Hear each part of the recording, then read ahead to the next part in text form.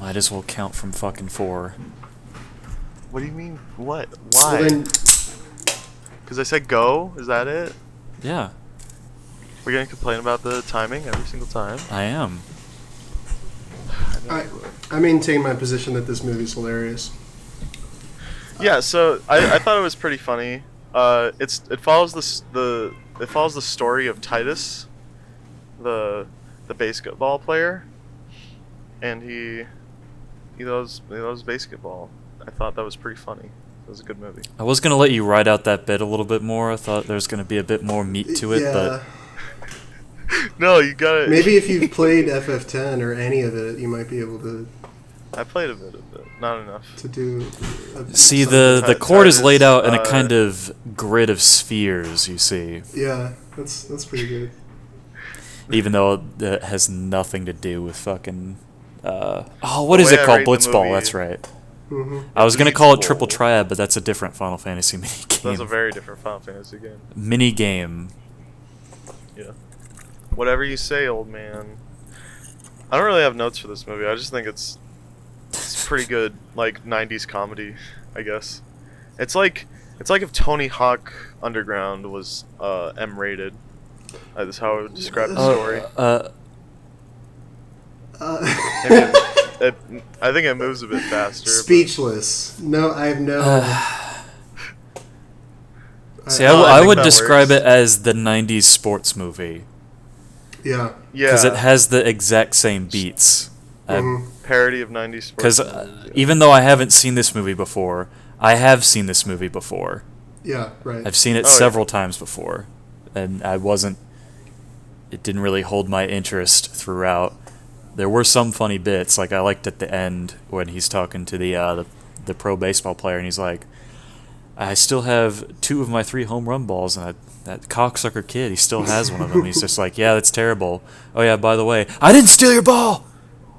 Mhm. I thought Well, that it's was it's good. a weird. It occupies a weird space because it's between when spoof movies were like Airplane and Naked Gun, which this is from the same director as those movies. Yeah, I was gonna point that out. Like, It's so between weird. that and when spoof movies were like Scary Movie and like Disaster Movie or whatever, which epic is like movie. are like two kind of different, I guess, interpretations on the spoof movie. The first one being that it's still kind of a movie and it isn't completely cynical and lacking in Yeah. human element, and the latter like something like The Hungry Games. right, yeah. That's the only spoof movie I know about as a kid was fucking Hungry Games. But this- I thought it looked terrible. This has like a bit of both. You don't of have to that. talk about your fan fiction on live on the Nice. air. It's fine. And it's got like a bit of a mean-spirited stoner comedy in there too, which I like. I'm a big fan of. It's also the origin of the term derp. Is it? Really? It is. It I is. really didn't know that. You derp. God, Well, that's Um, terrible. It's just said at the very beginning, like after they run out of the like that room, after they sniff the girl's mom's panties, Mm-hmm. and then I think Yeah. it's Trey Parker who says derp as he's running out.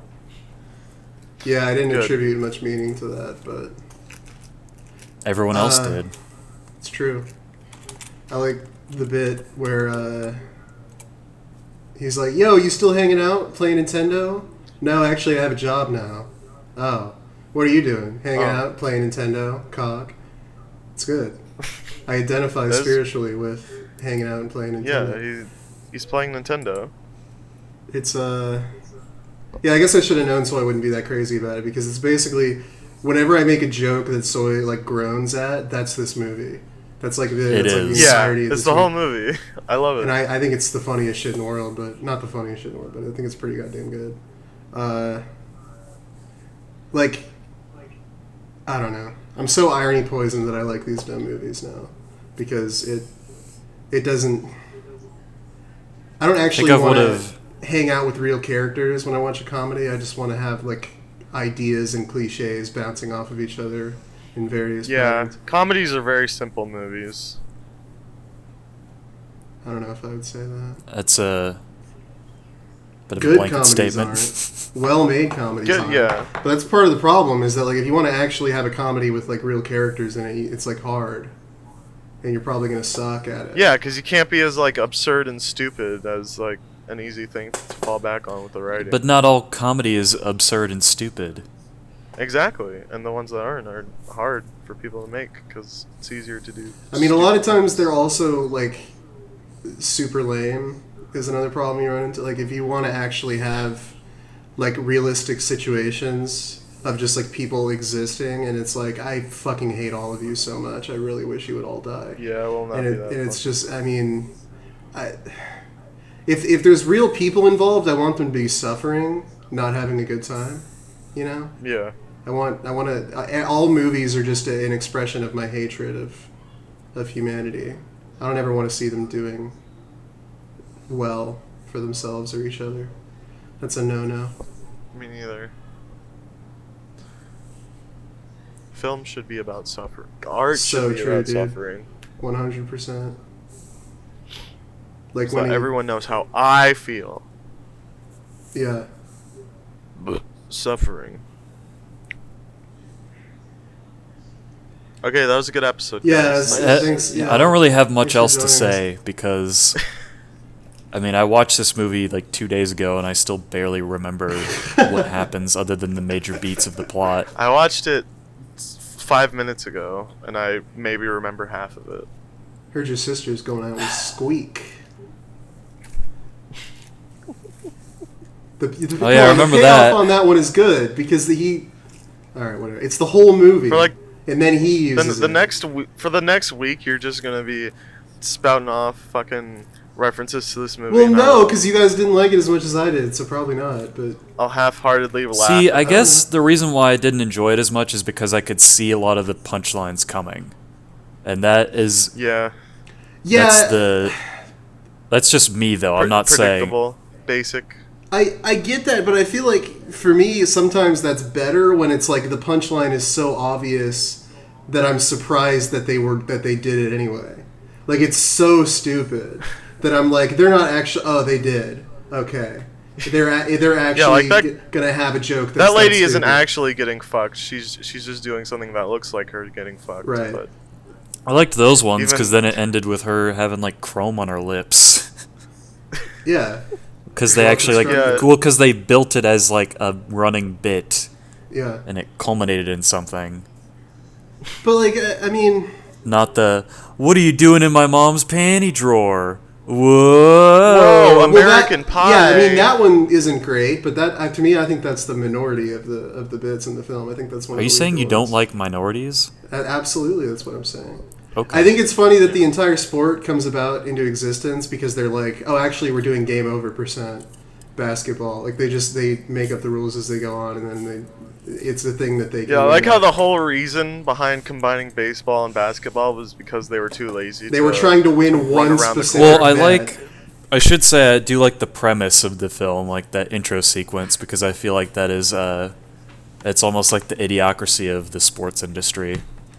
Yeah, but I think Oh, yeah. the real punchline is that has like very little to do with anything that actually happens, and that's just sort of like a meaningless Backdrop. defense of creating a sport custom tailored for you to win at, and then be able to pay your rent.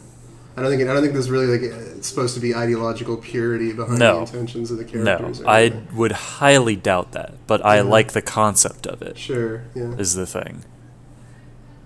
I think it's funny how stupid and lazy the setup is when they're at the funeral and the guy's like, now if everyone else can leave, and then just no one, and it's like they don't even bother to like deal with the fact that wouldn't work. Like you can't just include that in a fucking will reading. Now everyone else, please leave the. Like I don't. It's just there's something about being so flagrant and open in your own stupidity that appeals to me. There's like a. Well, I think ideally what would happen, like in the real world, would be if it was a tape or if it was a document, you would say, all right, if you're the will reader, you'd be like, all right, everyone else leave the room, you stay in here, and then read this out or something like that. I think that's how they would handle it. I'm not Yeah, an but- expert in these things. to me, it's funny when that is happening on the screen and he's looking around and he's like, is anyone gonna... No? Okay. And then he just sits. And then the dumb, stupid bit starts happening with the guy, which is just like How can we find a way to force into the script a video of this guy doing something humiliating on camera or saying something embarrassing? That guy, by the way, Denslow, voice Yeah. of Mermaid Man. Oh. That makes makes a lot sense. of sense. Rest in peace. How does that make a lot of sense? Because I was wondering what voice it was that I was hearing. I was like, what? It was the voice Where of do a I man. recognize this guy? Yeah. You didn't bother to just look up his name and cross-reference that? No, I just let the movie go. I went straight from movie to this. That is true. It's just so stupid. I love it. It is. And When the guy's choking on the hot dog and he's doing the thing and he's I did just like that conveniently when it just looking popped away. in and popped out again. it just pops in, pops out. Get this man a hot dog, Popped in and stat. popped out again. They stopped selling them at 7, but I'll see what I can do. Like it's completely like sincerely stupid.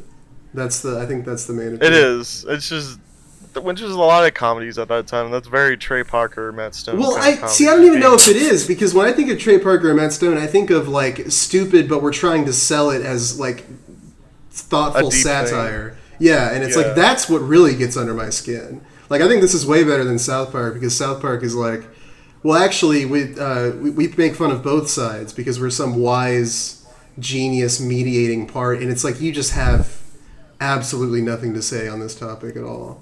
And it's just, I would rather you would stop pretending that you do. It's kind of obnoxious, really. I mean, that's what really annoys me. Yeah. I guess it doesn't annoy me in particular when South Park does it because I don't take any message away from it. But I know people out there do. But I feel like that's its main audience at this point, is people that like think it is meaningful.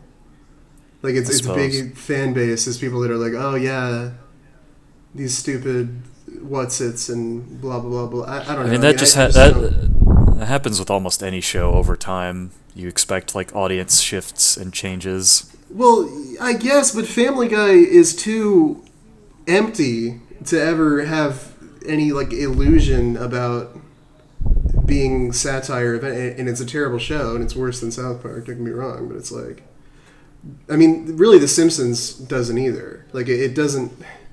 The way it presents itself, there's no grand delusions about being some meaningful work of art. I mean, It's we weren't talking about The Simpsons. Well, I'm saying that South Park is a unique case. Like, you were trying to compare its fan base to every other, just like a generic placeholder fan base. I'm saying that South Park occupies a unique position where there's like appeal all the way down the totem pole, where kids watch it and think it's stupid and funny, and then adults are like, well, actually, it's smart satire, and it's like that. No, it's not. I was saying You don't need something to be smart satire to enjoy it as an adult. I was saying that audiences change with the show over time. I wasn't targeting cartoons or live action shows in particular. I don't know what it's changed from. I don't think the show is ever really that great, to be honest. It has its moments. It has more moments than Family Guy does, but I don't know. It feels very much like they wrote it in a week and made it in a week, which is usually not what you want your show to feel like. Well, no. It's like, I don't know. For some reason, just this isn't a follow of the movie, just like the vibe of it is very like American Pie, kind of just stupid, but it's way funnier than American Pie. Well, it's different to me because I feel like American Pie is trying to be somewhat grounded in reality, or at least be like a variation on, like an excessive variation on a real thing. Where I feel like this has just gone so far off the rails immediately. There's like no... I don't know. I think when you're doing something like this, the sooner you can abandon any concept of reality, the better. Because then you can just get to the stupid bit that you wanted to force in the script. This is a really good choice, sparking a lot of great I know, discussion. right? Yeah. The mindless comedy that you just think is funny because it's stupid would be a great choice for the podcast. That's right. Of in-depth discussion. Oh, is that what we do here? See, now he's trying to ascribe a greater meaning to us. It all comes back around. I mean, I do that too, but I usually have a side. Like, I usually am like, it is the fault of this person or people, and I don't just sort of play the neutral party. I don't remember the last time I played the neutral party. I like taking sides. It's enjoyable. I'm taking the side of this movie's funny, and I will go to war with Soy. I'm taking the side of that I didn't like it as much as you did, as much as either of you did. Yeah, that's fair. It's pretty fucking gay. What? Remember that part where they kissed? That was gay. I see you're trying to cover for yourself there. You're using it in a derogatory term, and then you used it in a literal sense. Oh no, we've never done that. Talking about. He's trying to cover his dirty tracks, is what I'm saying. I'd give it a 7 out of 10. It had. I don't know if it had a lot of hot girls in it. Oh yeah, this is a super horny movie too. It is incredibly horny. I mean, it's very. I mean, the poster is them like holding thin white lady in bikini. Yeah. But like. And the poster is them like holding 2 basketballs in front of their crotches. Mm-hmm. What you see is what you get.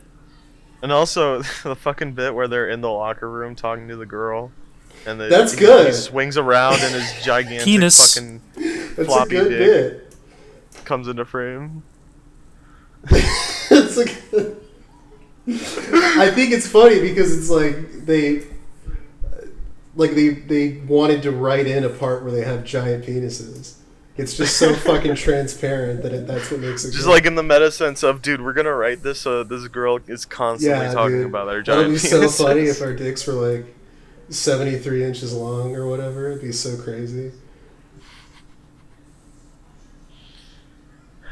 I don't think they wrote this movie, did they? No, they didn't. It's true. Maybe they asked David Zucker to write it in. That's probably the reason why I like it when I'm not normally crazy about Parker and Stone things. But I do really like David Zucker comedy.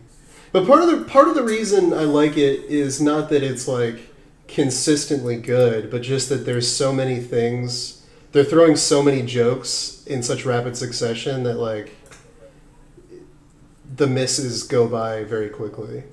Because like the mom's panty drawer thing isn't very good. It's very American Pie, but it just kind of goes away. Well, the worst thing that a joke can do is overstay its welcome. Yeah. So, yeah. Yeah. And sometimes they do kind of pause for a minute, which is like for audience laughter, I think. I think that's just your internet connection, actually. Yeah. Yeah, exactly. Yeah, and I also like comedies where people are getting hurt and murdered and killed just sort of casually in the background as a punchline, and then the dumb story continue. I'm a big fan of that. So a more dark comedy style? Well, yeah, but there's several parts in this where, like, people are being, like the shot will be 2 people talking in cliche, and then in the background someone will be vacuuming up orphans or something. I don't remember specifically. But well, yeah, but that's definitely an element of dark comedy. Yeah. I mean, it doesn't mean the film as a whole is a dark comedy, but it has elements of dark comedy in it. That's all I really want is to see people suffer.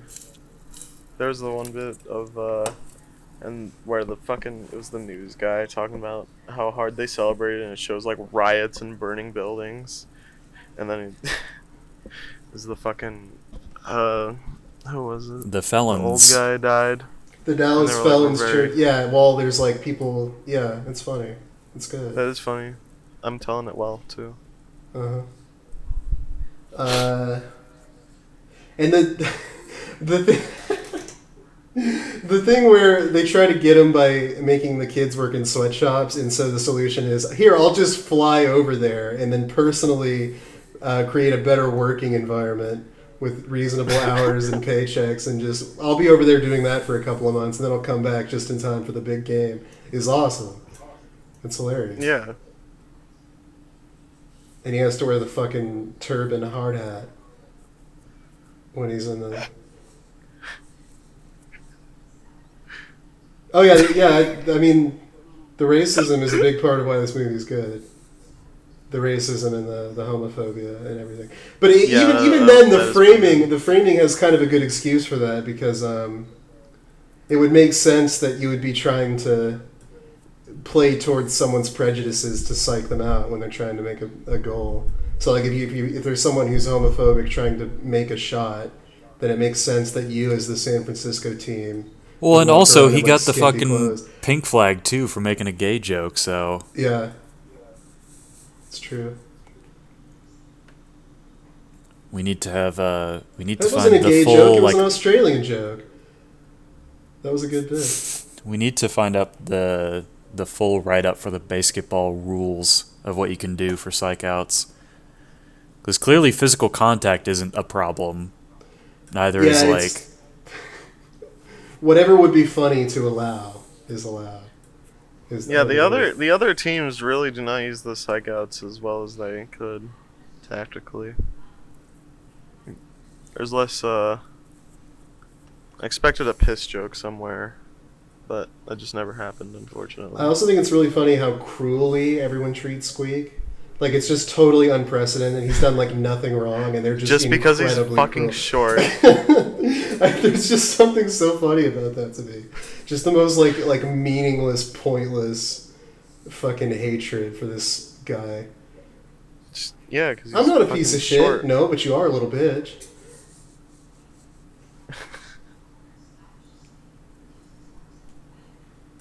that's really good. I'll be sure to pick It an is- even less substantial film next time that I pick one, so we'll have an even more large stretches of silence in the podcast. Yeah. That's what they tell new podcasters, is that you should have long stretches of silence so that the audience can think about what you've said. Really, I've yeah, had the really bridge of my think- nose resting laugh on at our my bits, fingertips for Yeah. quite some time. Mm-hmm.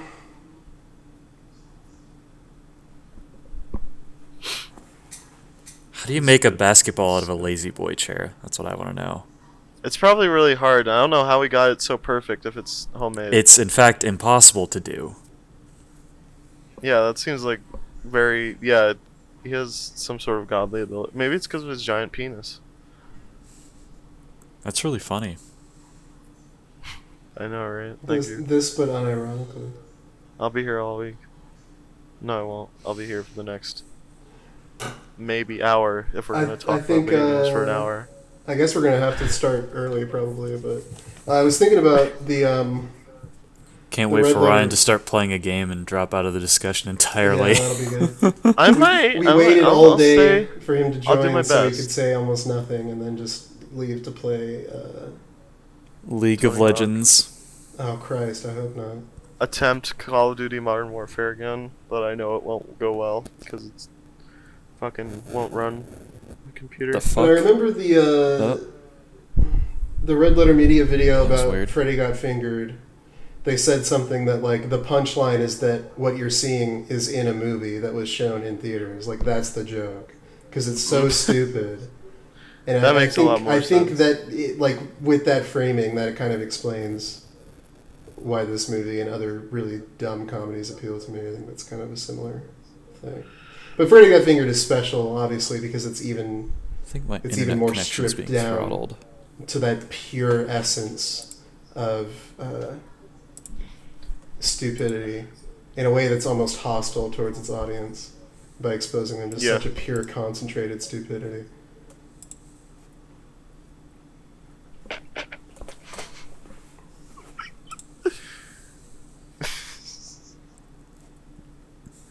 Anyway, Did you guys like It's the good. the Scatman part? Or the Scatman yeah, I scene? like this. Well, Oh there's yeah, the also Goldfinger was in this. there's Take on Me as well. Yeah, they played the ska cover of Take on right, Me. because Real Big Fish are just in the movie for some reason. In case it aged too well, we made sure to get a cameo from Real Big Fish, an awful ska band. I thought it was Goldfinger. Damn. I I mean, guess I don't know my they're- ska well enough. Well, I mean, there's this crazy thing where sometimes bands write their band name on the bass drum, and if you look at the bass drum, you can read it. You know, but why would And you it will do say that? the That name just of their seems band. silly. Why would you do that? Why not just assume it's Sublime? Good point, actually. Why not just have 5 IQ? It's the reason Sublime got big was because they were in this movie. The whole 7-man piece. What is this image, and why did you use our? That's what he dialogue? was fucking cackling at a minute Did you- ago. Did you? I don't even know what it is, use but the I'm gonna guess podcast it's- dialogue to I'm gonna create guess a it's an word? infogram talking about the amount of tags that have been used on a website. I like how P is listed twice, because the person who made this is fucking retarded and doesn't know how these work. I don't know who made it. I was just sent it. Well, it's almost me. The fact that Blade is on there is what keeps it from being me, because I don't like Blade. Blade. Boy! Fucking Blade. Okay, yeah, I know who made this now. Discord is listed like 3 fucking times. This is a good image for the podcast. Yeah, it's really good to Sissy. talk about an image for an audio-only recording. King, Chad, Solja Political.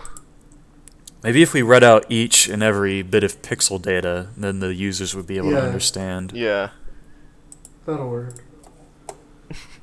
P meant Squidward and Prim, Back, Bach, Doge, Ancom, Shoes Reverse, Stop. iPhone, King Chad, Miata, Sissy Lee League, Go, Kaczynski. This is now Okay, well, I've the muted you. Hypno. Let me know when he Hypno stops. episode.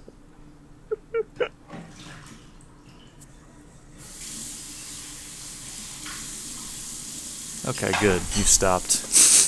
Let's just shitpost. Before we do that, let's Unless someone has a good video Next. game topic to bring up. the movie I chose. You know, I had some, but I don't Actually- feel like bringing them up anymore. Damn. Okay. So the movie I chose is about, well, there's this guy. He was in these movies called The Transformers. He was also on Even Stevens. Is it holes? No, it's a Honey Boy, which is a movie about that is extremely highly based on Shia LaBeouf's life. Like, the only thing separating this movie from just being a straight up recreation of Shia LaBeouf's or a 12-year-old life is just that the main character is named something other than Shia LaBeouf. Next week, I'm going to try an experimental conceptual piece where I don't watch the movie. No, it's it's unironically, like, I really like it a lot. And I want to know what you guys think of it, because I think it's a really well acted, well made movie, and it's interesting to me. I'm actually So it must quitting be film. pretty terrible. Baseketball was the last movie I'm ever going to watch. Fuck I'm you. just gonna. I'm just gonna play Mario 64 randomizer No, you're not. You're gonna repeatedly. What? Is this gonna be like a half-hour episode? Is this what we're doing? Well, I mean, we're already at a half hour, essentially. Exactly. Wait, is this the end of the podcast? This short chub of an episode? I don't know. I don't know. Uh, Okay, well, Honey Boy's the next movie if we're gonna continue.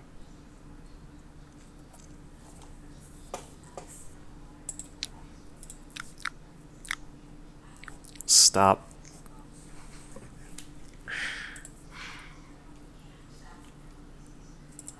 Fucking retard. I love this podcast. This is No, gonna not be, you. it's gonna be a really good one. The IRL Every Ryan that I know. fiber of my. That's an interesting coincidence. Yeah. Oh no, it's not Everything honestly there's- a coincidence. The amount of dumb shit that he says or does on a daily basis is not surprising. Everyone says it starts with an R. So Okay, now you've one-upped him. retard Ryan and real life Ryan. It's all R's. So Dunk, what do you think makes a good side quest in a game? That's a good question. Not making it like a week before the game comes out because your son, who you let playtest the game, said that there's nothing to do in the I game. think that's why That you sounds addressed the question oddly to me, specific. Are is you referring to because you were something? gonna have a dumb answer like that instead of actually answering the question. Yeah, there's a recent story that came out about why the first Assassin's Creed game has side missions, and yeah, that's why. Because one of the developers' sons thought that there was nothing to do in the game, so like literally like a week or two before the game came out, they just put in side missions. I mean, the multiplayer in GoldenEye was added 2 weeks before the game shipped. Yeah, but that was good. Yeah, Well, if we're just going to talk Assassin's about Creed- features being added like last minute, that's not uncommon. Sure. oh yeah. It's just But- kind of a crapshoot whether or not it works.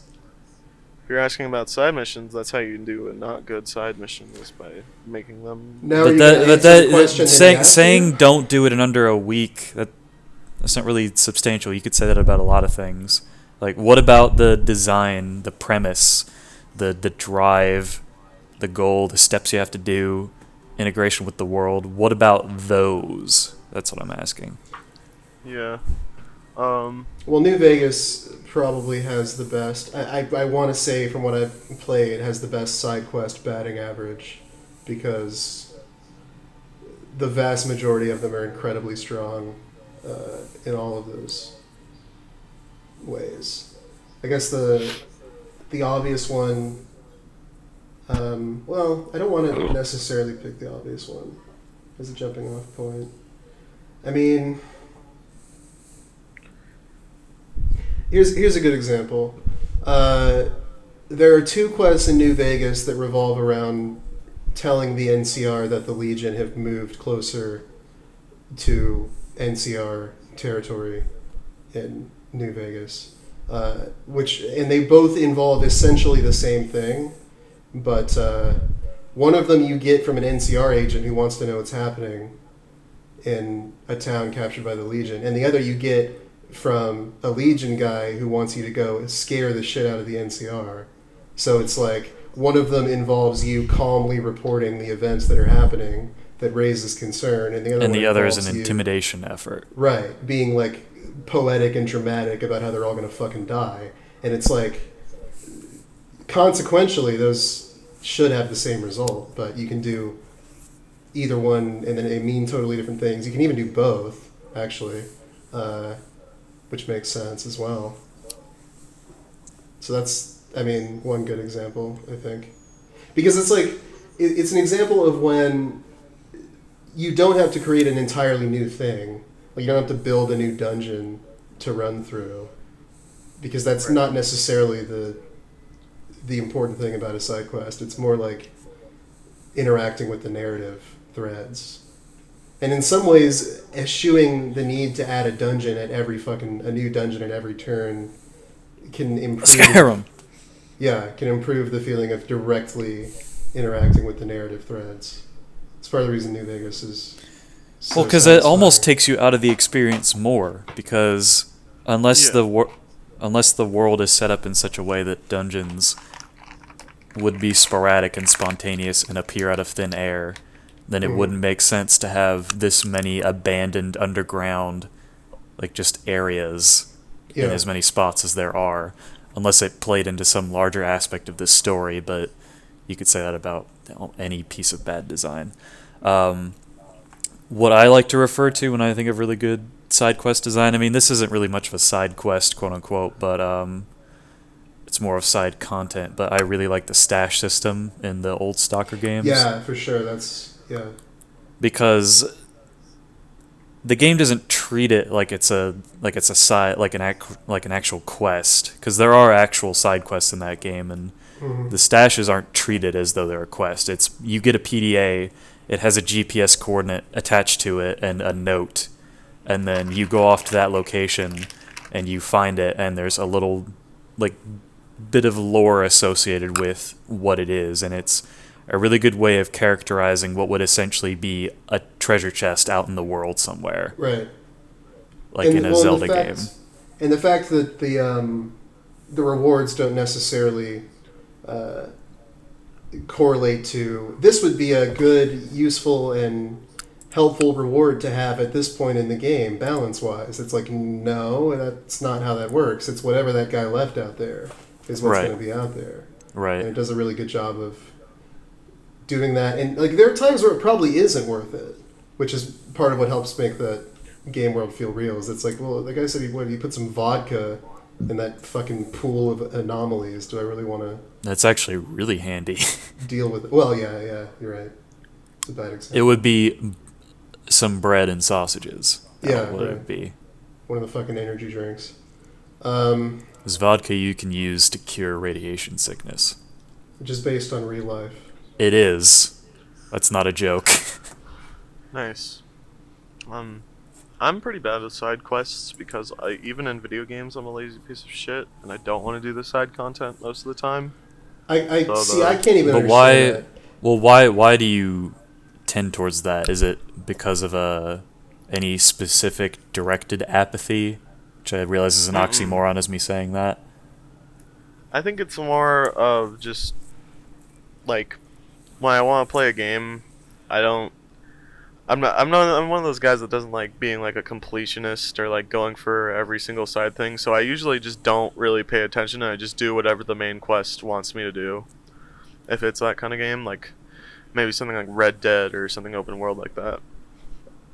But in something like, say, Disco Elysium, I want to do every side quest because of how amazingly well written everything is and how interesting all the characters are.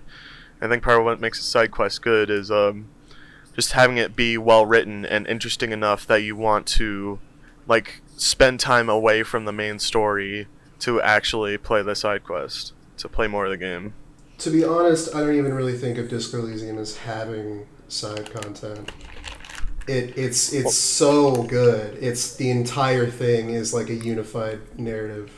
There's nothing that's irrelevant at any point in the experience. Well, because it's so adaptive and dynamic, and it tries to actually feel tabletop. So, like, if you spend your time and resources doing something that seems irrelevant, then the game is gonna acknowledge that and react to that in a sense. Right. So it's like, you know. But in a technical sense, you could get through the main story of the game without interacting with those things. So that's why I call them side quests. But you're right, because like they're so good side quests that they're essentially all main quests because everything's connected and everything's interesting. I mean,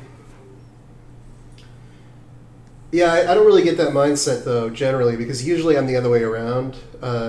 I'm excited for the side content, and I get fucking lazy and apathetic about the dumb main story where we have to stop all the evil, and it's like, I don't stop. Well, you're gonna make me aware that I'm playing a video game if you keep throwing this fucking ultimate transcendent evil at me. Like, I'd rather deal with like someone's actual nuanced problems. Please, God. It reminds me of something you said when we were playing Silent Hill 2. Is you said that it's a game that you always play on hard mode because you want to stay in it for as long as possible. Yeah, I mean, and that's probably part of it too, where you want to stay in a game that you like as long as possible to like play the side. So you play the side. I mean, it's that, but it's also that like a lot of games that I really like, the side stuff is my favorite bit. To be honest, I mean, part of the reason I like KH1 so much is the optional exploration that is missing from 2. Yeah. From 2. So even though that game's streamlined experience might be better, it's like, I don't know. I mean, it just... My favorite part of KOTOR 1 is Terrace, because there's so much fucking around you can do. It's like almost there, like every fucking corner, there's some like unique interaction that's happening. See, that was when you get to a the bit of part my- where it's just now fight through the dungeon to the end and it's like I don't really care anymore actually. So See, that's also a problem with me too. Is sometimes I think there's like too much side content in a game where I feel like it's gonna take so much like time and effort to get through every single individual one of these. Like even if they're all great, there's still just so much of it, and it feels like the pacing is completely broken in a situation like no, that. I love that. Well, The only times I ever really like lose myself in a game that isn't something exceptional like Silent Hill 2 is when I have such a massive amount of threads happening from all these different directions that like I trying to keep up with it all is what keeps me engaged, and I don't fucking forget about it and start thinking about something else. Yeah, that way you don't become smooth brain McNeanderthal, which is what would happen if you didn't have that's video what games. I meant. So true. Huh. Interesting conclusion. Keep yourself sharp. I mean, You should start practicing what you preach.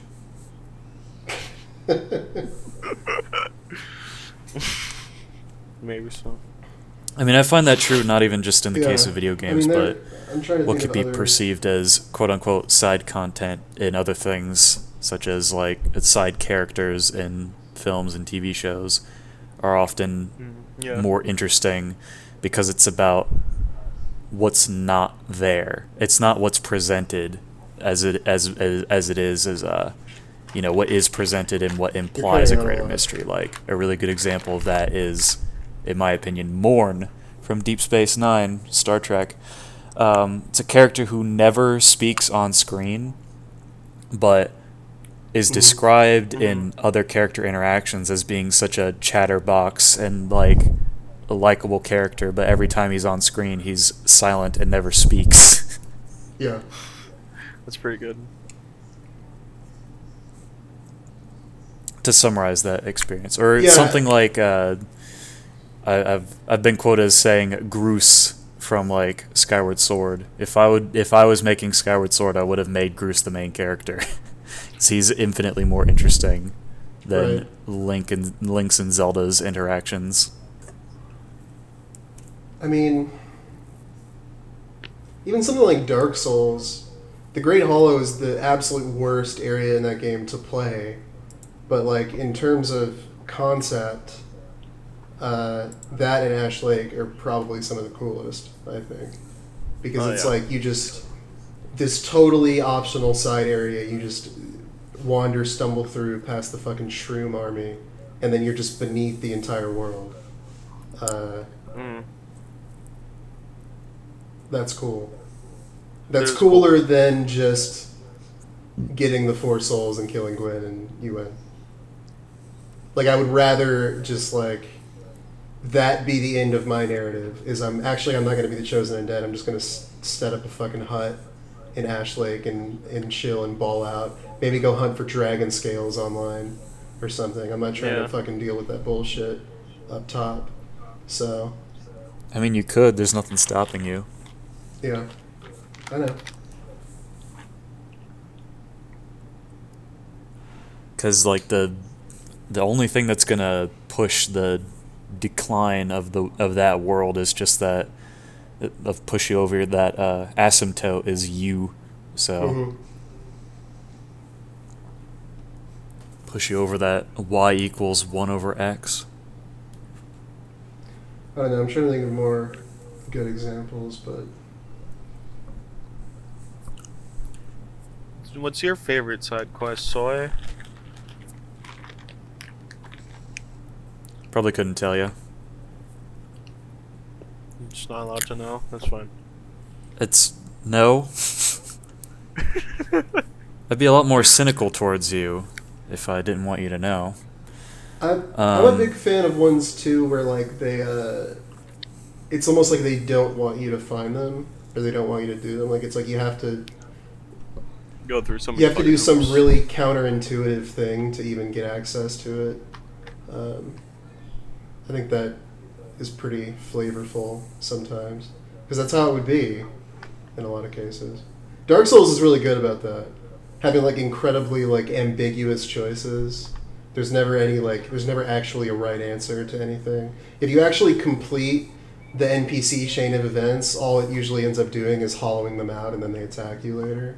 Like that's the conclusion. Well, yeah, it's either they disappear or you see them hollow out, and if they Right. disappear, you know that they're just going to be hollow, but somewhere else. Yeah. It's part of what makes that game so good.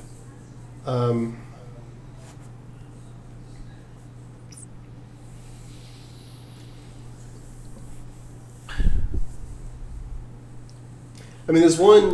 This isn't the best example of that, but it's the only one that's coming to mind right now. There's one in Planescape where you can enter this guy's house in a really early area, and basically, as soon as you enter the house, the guy is standing next to the door, and his wife is like all the way in the back of the house. And if you talk to the husband, he's so pissed off about the thing that the side quest is for that he like pretty much either kicks you out or attacks you.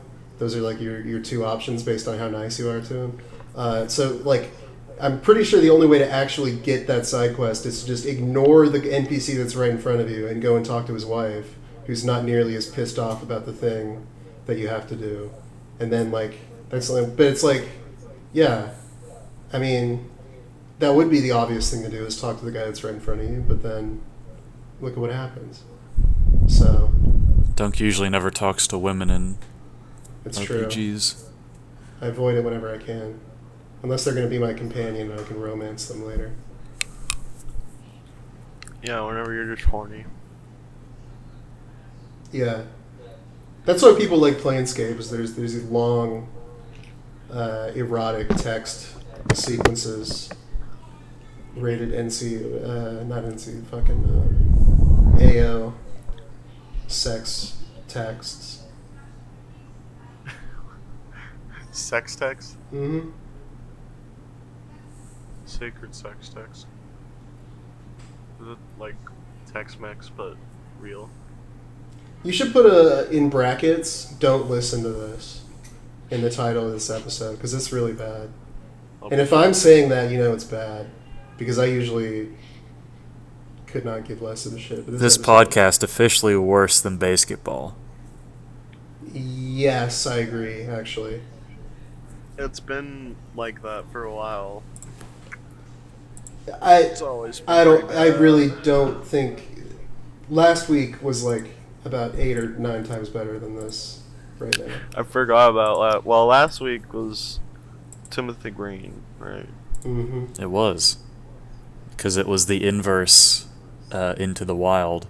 Well, not the inverse, but it was Dunk's Into the Wild experience of what I had. Oh yeah. Good, maybe.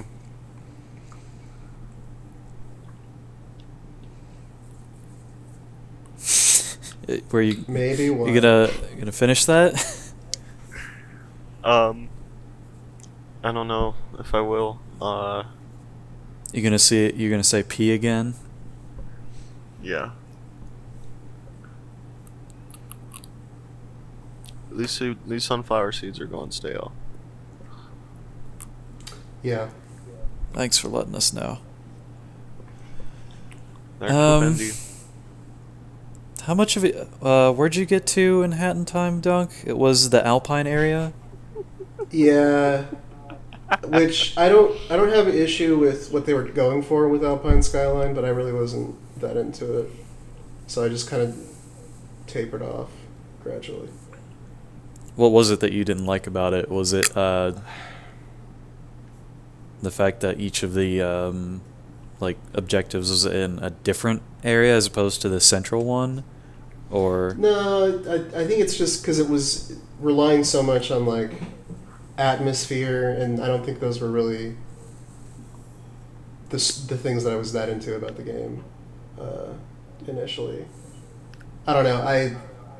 It won me over with its charm and unique scenarios, and then it kind of just strips all that down for Alpine Skyline. you'll probably like the Yakuza chapter then. Yeah.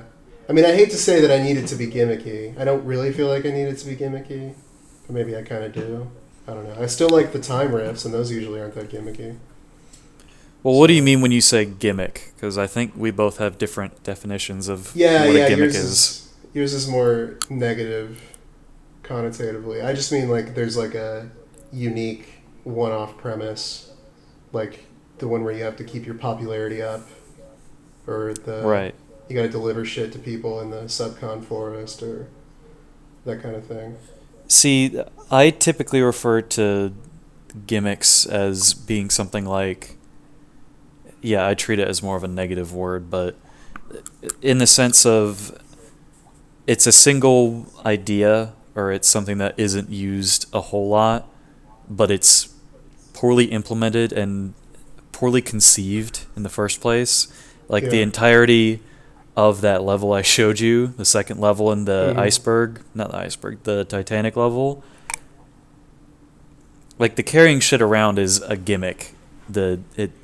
It's not really fleshed out in any meaningful way other than, oh well, if you're carrying 3 items, now we're just gonna fuck with your controls, Yeah. which is not really fun in any way. Like part of the fun in that game is how tight the controls feel. So Yeah. Exactly. if I'm just picking up stuff along the way to complete another objective, you're just gonna punish me. I should just leave these here, okay? When it's already annoying enough to traverse around this ship. And now I have to do it under a very strict time limit. When I can't just go from point A to point B. I first have to go to points X, Y, and Z, and then to B. Because the previous version of that level worked a lot better. They introduced, like, timepiece shards, which were kind of like the star shards in Galaxy. Or like the silver stars, where you basically had to go around the boat and complete a bunch of smaller tasks for the stupid seals, and then once you finished all 16 or whatever it was, then you got the whole timepiece and you were done. Right. It's like that level was pretty alright, because I was able to explore the ship at my leisure.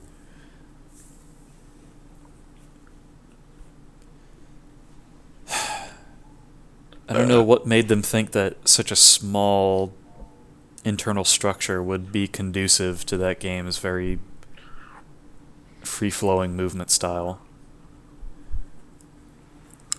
Yeah. Because I didn't have any problems with the train level. At the same time, the train cars were like fudged space. Like they were obviously a lot bigger than what normal train cars are. Mm-hmm. And you had that freedom of movement to hippity hoppity around.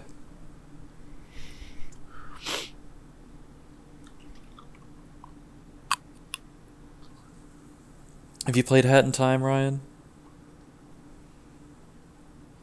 The best side quests What is wrong with this program? give you minor spoilers for the plot. There we go. What about spoilers for the plot? Give you minor spoilers for the plot.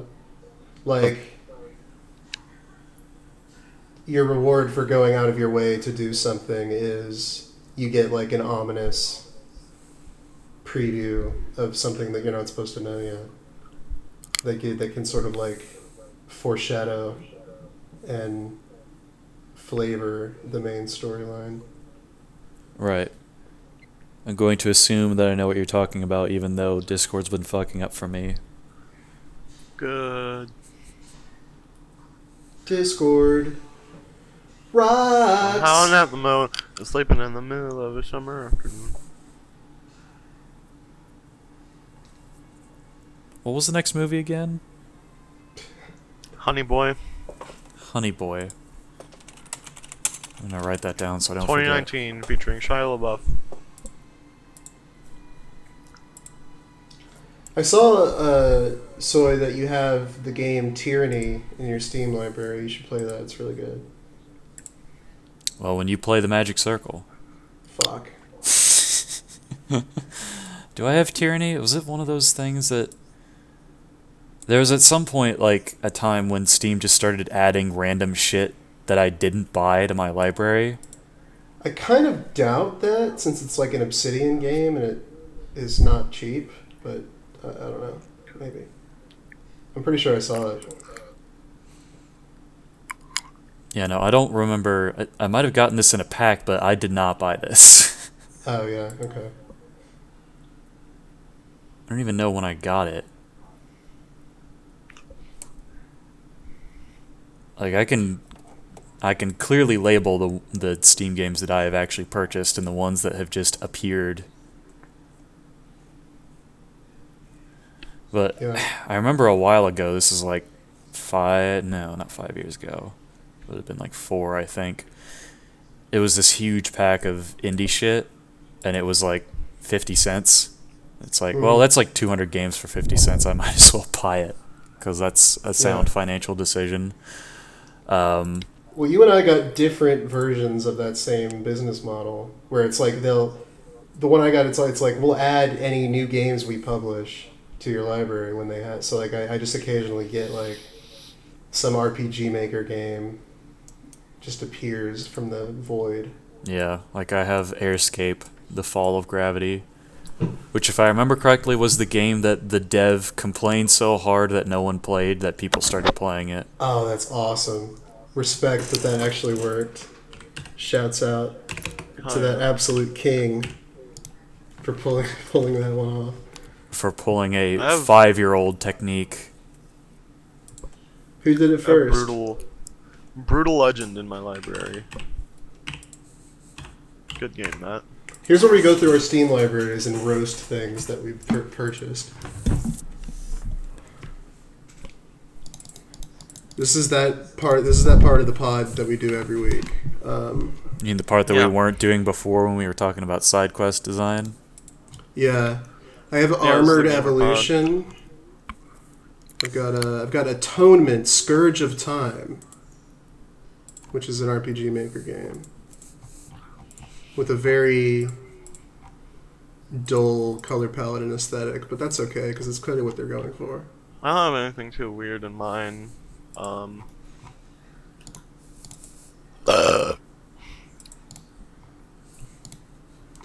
Broken Dreams.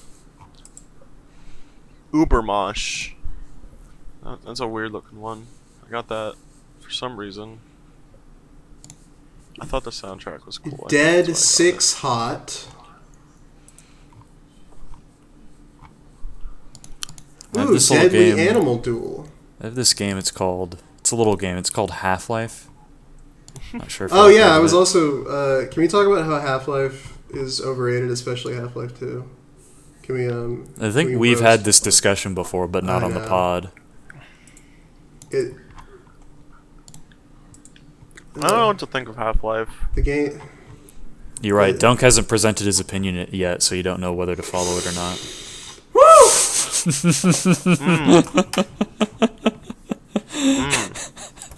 Hurt. Pain. I don't think Half-Life Johnny 2 Cash. holds up as well as everyone says / believes / pretends it does. I really don't.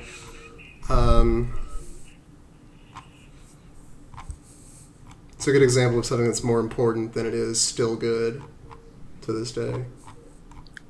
Yeah. I think I quite like it. I mostly like. Is good. I mostly like some of the set pieces more than the game as a whole. Like I like the Ravenholm chapter. I enjoy the helicopter chase on the airboat. I like the cart part. I was gonna say go-kart, but it's not a go-kart. I like the part when you're back in City 17 and you have the squad, and you're with Dog for brief parts. But I guess as a whole, I'm not.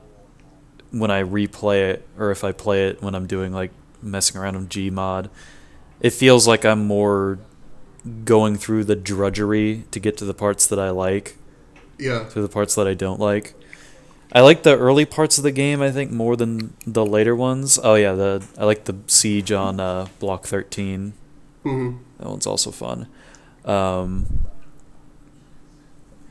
guess if the game felt more like, I don't know, tactical, like in the same way that you have the sequences like Siege of Block 13, or like the part where you're defending Alex from the from the silver protection and combine guards, and I probably would like it a lot more, but ultimately it didn't really feel like it, at least the moment-to-moment gameplay didn't evolve too much from Half-Life 1. Yeah. Because, I mean, yeah, we have physics puzzles now, and it's like, okay. None of them are really... But they don't come into play in any meaningful sense. Yeah.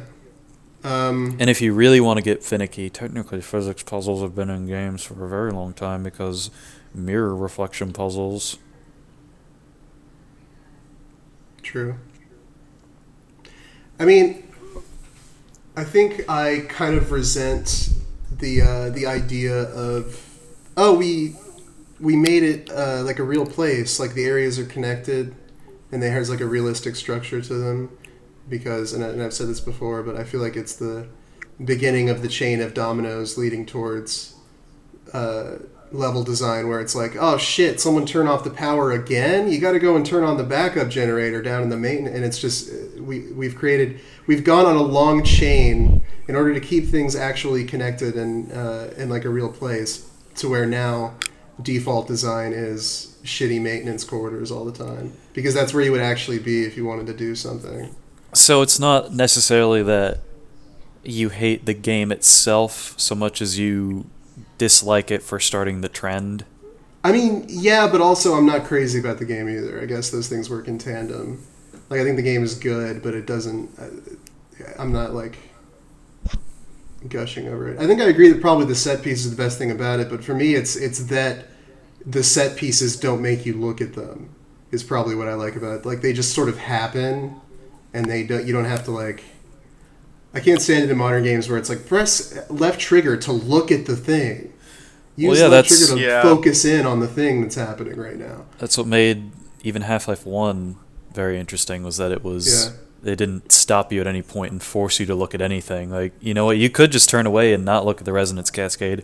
In fact, you probably should, considering the amount of light that was coming off of that. The fact that Gordon's eyes weren't instantly destroyed. The kind first of incredible. puzzle of the game, you have to look away, or else you have to play the rest of the game with just a black screen. Alone in the Dark remake kind of did something with sight mechanics. They had the stupid blinking mechanic. You mean that game that's really good and fun? Yeah, why don't you speak more to that? How is it fun? Because sometimes when you have a really thorough psychotic break, pain makes you manic. Mm-hmm. But experiencing mania isn't necessarily fun. It's not. It's not only video game bullshit. It's also psychology bullshit. Because I don't know that probably isn't even true. So, welcome back to Pod Save America. I'm your host, Ben Shapiro. Welcome back to last podcast on the left. I don't know what the podcast is, but I know it exists. I've seen it in the charts. You, the left. You, the right. Featuring radical centrist soy in the cut, ready to... I'm not a centrist, I just hate politics. I can understand that. That's fair. Today on the show, we're going to remove Hillary Clinton's organs. I can get behind that. We had an hour, we can stop trying. And feed them to a brown bear. We can stop trying now, we've hit the quota. Wait, were we supposed to start trying already? You telling me you weren't putting in an effort? God damn. I guess I was putting in I didn't know this podcast would be so good. If we had done this earlier, it would have been better, I think. What, taking out Hillary Clinton's organs? Well, yeah, I mean, that we should have done in, like, the 90s at the latest. Yeah, I was about to say, the list of things that they've been attributed the Clintons has been doing is pretty lengthy. Mm-hmm. I need to refine that website that's like number of people who have like list of people who have attempted to try against the Clintons and list of people who have mysteriously died around the same time, and you see a lot of overlap in that list. It's insane. It's fucking bonkers. It's like, oh, Well, this lawyer was about to try against the Clintons and talk about all the counts of fraud that they did back when they were state senators of, what was it, Missouri?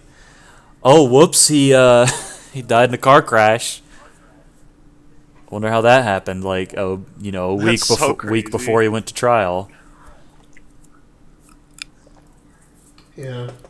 Reminds me of the Cumtown bit where they talk about the video of a person interviewing Jeffrey Epstein's bodyguard. We're just gonna recite other better podcasts bits now. Is what we're doing. You think we haven't been? You mean we haven't been doing that? I mean, Yeah, I I guess haven't you're because right. I don't really listen to podcasts. It's true. Sometimes I do I that. mean, the podcasts I listen to don't really pertain to anything y'all do. So, It's true. Mm. Because you're cooler than us. Energy.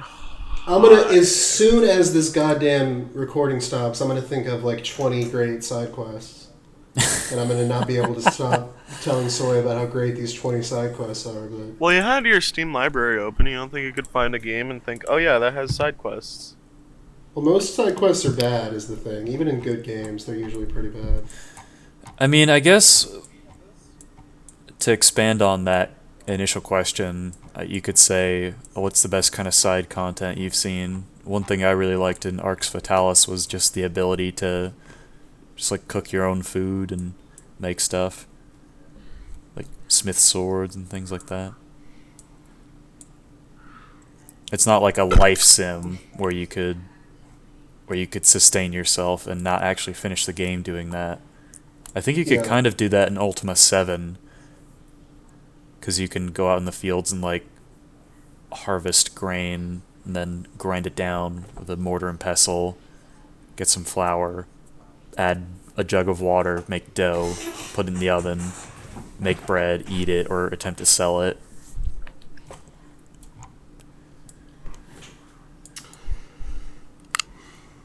What do you guys think of Harvest Moon? Question number 2. Or any of those types of simulator games where you try to live a life. I Shaggy doubt it dies would in be the my new thing. Scoob movie. Well, you both talked at the same time, so I'm going to assume that you both love it. Yeah. Shaggy dies in the new Scoob movie. Maybe I should try it. Maybe it's what I need to feel at peace. I definitely recommend I don't know. Stardew, because it's Yeah. an improvement in a lot of ways. There are some of the older ones are still pretty good, in my opinion. I quite like 64, despite its problems. There's also the PS1 equivalent, which is also pretty good. There's also Rune Factory, which is essentially Harvest Moon, but with a lot more combat. And you have the ability to like Sorry. tame monsters and use them as like farm animals. You said 64, and it just reminded me of that iceberg meme of all the Mario 64 conspiracy theories. Cool. Did you have anything you were going to say about that, or were you going to do that and leave it? You have reminded me of X. Hold on, someone's coming in. What? You found me a rock? Featuring children. Can we get your sister to guest star on the podcast? She's more insightful than you are. Damn. That's cool, dude. Thanks. That's cool, dude.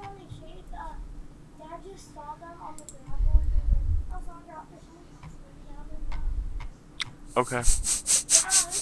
Goodbye. What was Her- what was your sister talking about? She gave me a rock, and she said she found some shades, which are aviators. Yeah. I'll send a picture of the rock, I guess. No, I don't want to. I don't fucking want to see The Rock, man. I don't care. Why not? We might as well. We gotta see what the fuck So took so much. The rock. looks like igneous rock given the bubbles and the indentations. She said she found it in like a. I don't remember. Some gravel place. I don't know anything about rocks. Do you know the three I types took, of rock? I know igneous is a type of rock. Yeah, fucking my least favorite subject in school was the science of rocks. I forgot what it was called. You mean geology? Earth science? Geology? It's called Earth science for the children. Yeah. Maybe in your special class it was. Mm-hmm. Yeah, I was a special boy. Oh, there. After all. I remember being in special classes when I was a kid. Mm-hmm. It's true. We all do. We're all very special. I'm not joking about that. I'm being serious. We're all being serious right now. Fuck you, you stupid fucking cunt. Yeah. Side content that I like. This is our side content. Is this Crash episode. Bandicoot, I think, has very good. I like that you got to destroy all the boxes. The objective is the same, but what destroying all the boxes actually entails varies drastically from level to level. Like you got to come. Well, I back like with it because gems from later levels. What I like about it is that the first time you're playing, you're not really thinking about the placement of the boxes, other than they're just sort of there for collectibles. But then when you replay it with that in mind, it makes you think about how much intricacy there is in those levels, despite being basically like 2D, 3D, like being a 2D, 3D platformer, if you know what I mean. Right. It's a 3D platformer, but only on one particular axis. Yep. And that's It all is. I've got. Thanks, everybody. Well, There we next go. week- No, we're not done. Fuck. God damn it. This has to be the worst and also the longest episode. No, it's not the it longest. doesn't. No, It's not- doesn't. No. I mean, it has to. We have to. Oh, go it for another 50 okay. It minutes. has to be. I think the Yeah. longest is like an hour 40. So Okay. if we get to like 2 hours, then we'll be good.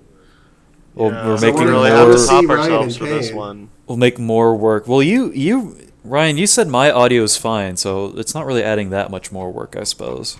I don't. Do you actually fuck with the? I guess you fuck with the audio. I guess. I normalize and noise reduce it. Otherwise, it would sound like shh all the time. Yeah. Well, yeah, because there's Yeah. always noise. It's air molecules for you. Do you remember but that? yours- It was a you good have remember noise that? little filter. noise. You remember that from science class? Oh God, can we talk about? I want to mention that stupid. You guys remember the whole unanswerable questions of science, where it's like if a tree falls in a forest and no one's around, does it still make a sound as it falls? Yes. That's fucking retarded. Yeah, it's an incredibly stupid question. That's Like, you know what I think what is you know what I think is also stupid, the whole chicken before the egg. Yeah. Yeah, Well, it's 'cause just it trying is to the like chicken confuse before the normies. egg. And it's really easy to explain. It's not fucking difficult at all. That's not how evolution works. You don't like. You don't in your have a upgrade chicken. Points. You don't put in your upgrade points and then shit out the egg, and then that's the upgraded species. Like it's spore or something. That's not how it works. But even in Spore, like, it's not like at least it's saying, well, only with the next generation, quote unquote, will you actually see the fruits of your labors, of your upgrades. And it's not like a live mutation from a compy to a chicken, Yeah. which is a pretty big leap. I used to Yes. love that in school when When a I knew compy this changed kid- into a chicken. No, I knew this kid who, because I live in Texas, so there's this kid who was like, I don't believe in evolution because my grandma wasn't a monkey. And I was just like, that's so true, brother. Actually, you're awesome. super right. That's like that one King of the Hill bit where it's the religious zealot lady like takes over Halloween and has all the kids over at her Hallelujah house instead of a haunted house. And it's like this whole like basically a walkthrough museum of just crazy Christian ideas, and in one scene it's like this family dinner, and the father at the table goes like, "Dinner's ready. Where's Grandpa?" And that guy in a fucking gorilla costume walks through the door. He's like, "Woo, woo, woo, woo, woo, woo." And then the son's like, "Daddy, why is Grandpa destroying everything?" And the dad's like, "Well, because, son, according to the theory of evolution, we came from monkeys. Therefore, your grandfather's a monkey." Yes. Which I guess there's something So good. to be said about being about as smart as An ape. a lesser mammal, and then being upset about being grouped in with lesser mammals. You would have to be upset, yeah, if you're a fucking idiot Christian who has no sense of self-introspection and just wants to be a part of a group, a hive mind of sorts. And you only like the idea of being a Christian, but you don't actually want to be a Christian. What could possibly be more human than that? Very, very few things.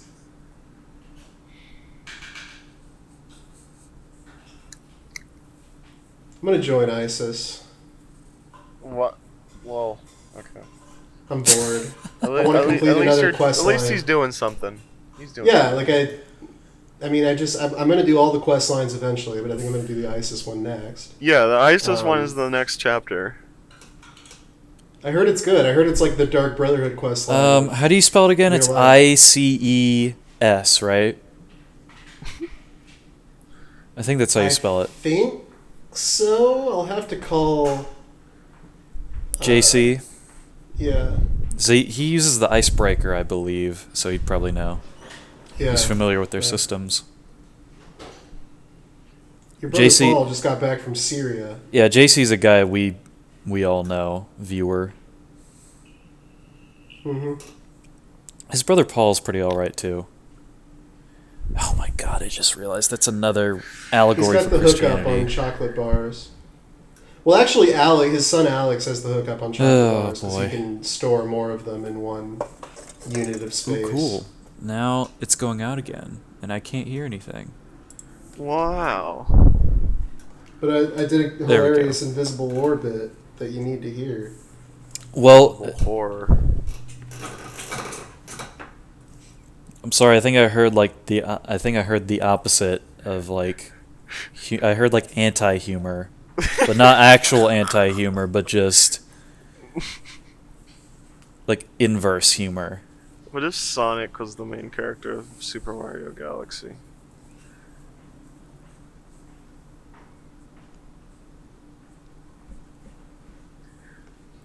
Maybe it must be such a. Let me smell her pussy if I get all these stars. It must be such Sonic's horny, right? That's his character. Is he's horny? It must be such child abuse. It must be such a pleasure to be so dulled to the pain of your existence. The sad part is that it isn't really. It still hurts. It's just also I'm making jokes about Sonic. No, I was directing that at Ryan. Oh yeah, well I'm the worst case scenario because I'm somewhere in between. I don't have the benefits of either side. Jack of all trades, master of none. It's sometimes referred to. Better than a master of one.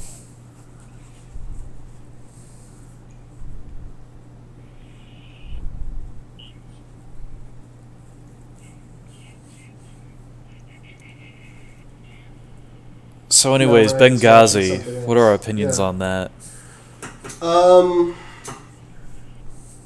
think it's kind of pathetic that they had that was their like main form of ammunition against Clinton, when it's like you should have a fucking encyclopedia. Well, actually, we war crimes to had choose these from. emails. Oh, wait. Yeah. I like to imagine that was the only other thing on their like index card of proof that they bring to like the court case. It's just like Benghazi's like checked off, and then they have the email list. And it's like they've been deleted. Shit. Yeah. I have to scratch that out. What time are we at? 1:19. We still got 40 minutes. It doesn't actually have to be the longest episode. Does it? Does it? Ryan, you should put this whole episode through a really abrasive distortion filter. and then Like what just you've been upload doing it. on. Yeah. Like this, the most harsh. Why don't you do that and post it on your channel and make it be like the dunk edit of the podcast? Well, then it would ruin the point. Well, what you need to do, put a low pass filter on, and then have stock footage of the ocean in the background and make it sound like we're underwater. We spawned underwater. This whale sounds random. That's fucking stupid enough. I might do it. This is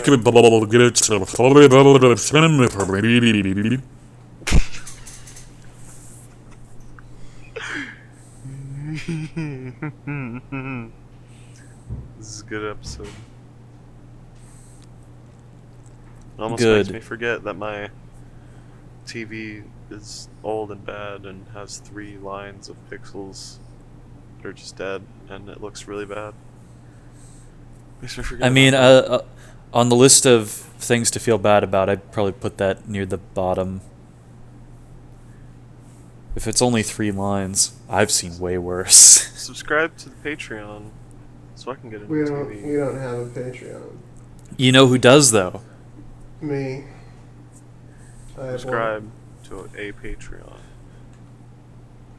You should check out my channel. I quit Snake's Revenge. I decided that I see. I'm gonna try new forms of self-harm that I haven't tried before. So that's what we're currently doing on the channel. Instead of playing Snake's Revenge, I'll play some other fucking dog shit probably, Nice, dude. or like a good game that I ruined. With dog shit. Yes. So just play Stardew Valley, but you load up a whole bunch of mods that somehow remove content from the game. Yeah. Weren't you on the corrupting train for a little bit? I don't know if you ever posted I don't think I was videos. really on that train. I was just testing it out. It's kind of, to actually get good stuff out of it, you got to put in some effort, which is not part of my repertoire. So. Fuck. Well, that's why Vinny had, like he would play the ones that people would send to him that were of particular entertainment value. Because the old corruption streams were just him like fucking around with the software, because it was also a lot different back then. It was before they had names. It's just memory addresses. Well, that's cool. That's cool. You could experiment with game development. Has the podcast stopped yet? Are we done? Are you leaning away from your mic? You sound a lot quieter. What happened was I went on my phone to send you guys something, and then I clicked on the connect to call button, and so now it's on my phone, and when I try to reconnect, alright, well, it I'm doesn't stopping. work on my computer.